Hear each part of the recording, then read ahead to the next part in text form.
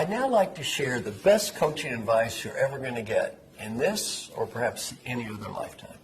Where's that great advice going to come from? Inside you. I want you to imagine that you're 95 years old. 95. You're just getting ready to die. Here comes that last breath. Right before you take that last breath, you're given a wonderful gift, a beautiful gift. The ability to go back in time. The ability to go back in time and talk to the person listening to me right now. The ability to help that person be a better leader, a better professional. Much more important, the ability to help that person have a better life. What advice would that wise 95-year-old you, who knows what really mattered in life and what did not matter and what was important and what was not important, what advice would that wise old person have for the you that's listening to me right now? You don't need to say anything or do anything or write anything. Just answer that question in your mind. What advice would that old person have for you? Whatever you're thinking now, do that. In terms of a performance appraisal, that's the only one that's going to matter. If that old person says you did the right thing, you did the right thing. If that old person says you made a mistake, you made a mistake. You don't need to impress anyone else. Some friends of mine interviewed old folks who were dying and got to ask them this question. What advice would you have had? 3 themes come up in the answer from old people facing death on the personal side. Theme number 1 could be summarized in 3 words.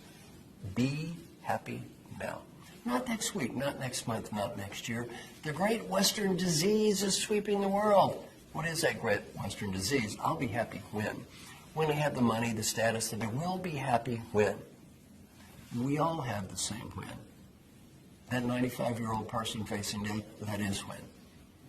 Learning point from old people, I got so busy chasing what I did not have. I could not see what I did have when I had everything.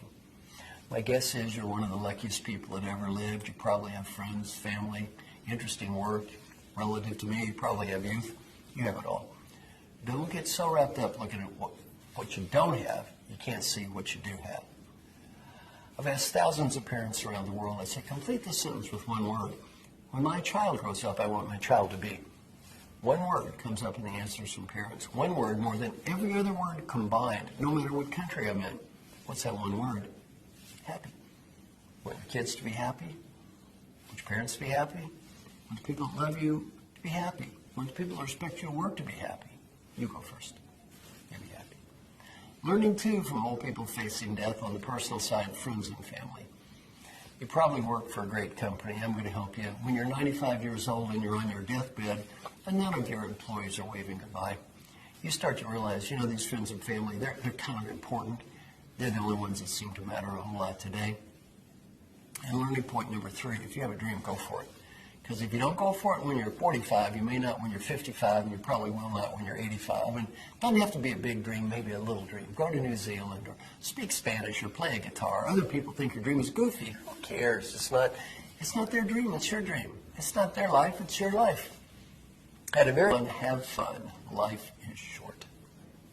Life is short. Number 2 is do whatever you can to help people. The main reason to help people has nothing to do with money or status or getting ahead. The main reason to help people is much deeper. The 95-year-old you will be very proud of you because you did and disappointed if you do not. And if you do not believe this is true, you interview any CEOs who have retired, and I've interviewed a whole bunch of them and asked them a question, please tell me, what are you proud of? So far, none of them told me how big their office was. All they ever talked about is people they helped. Final advice also saying, go for it. Your industry's changing, your world's changing. You do what you think is right. You may not win, at least you tried.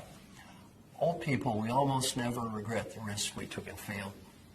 We always regret the risk we did not take.